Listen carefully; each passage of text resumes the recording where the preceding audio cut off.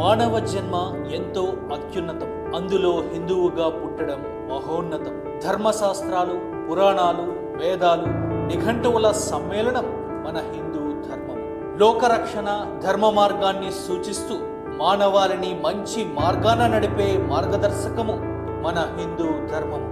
4 కాళ్లతో 4 ధర్మాలను సూచిస్తూ ఎంత ప్రలోభాలకు గురైనా తోకతో సత్యాన్ని చెప్పి పూజనీయమైన మన గోమాత అందరికీ ఆదర్శం.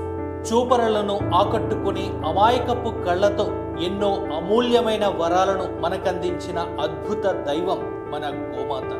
అమ్మ పాలలాంటి కమ్మనైన పాలతో ఎన్నో ఔషధ గుణాలను మనకిచ్చేది మన గోమాత.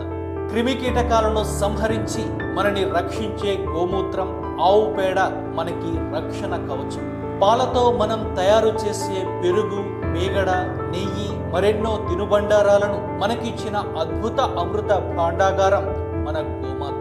అంతటి తల్లికి ఈనాడు కరువయ్యే రక్షణం మనం వాడే ప్లాస్టిక్ కవర్స్ అనే భూతం వాటి మనుగడకు అవుతోంది గండం. విచక్షణ లేకుండా గోమాతలను సంహరించి వాటిని కూడా తినే రాక్షసత్వం నశించాలి. గోమాతను కాపాడుదాం, గోమాతను రక్షిద్దాం. కామధేనువుల ఎన్నో వరాలను మనకిచ్చే దైవాన్ని పూజిద్దాం. అది మన భారతీయుల కర్తవ్యం. చేయి చేయి కలిపి ప్రతినబూనుదాం. గోమాత రక్షణే మన ప్రధాన కర్తవ్యమని అమ్మలాంటి గోమాతకి సదా చేద్దాం వందనం.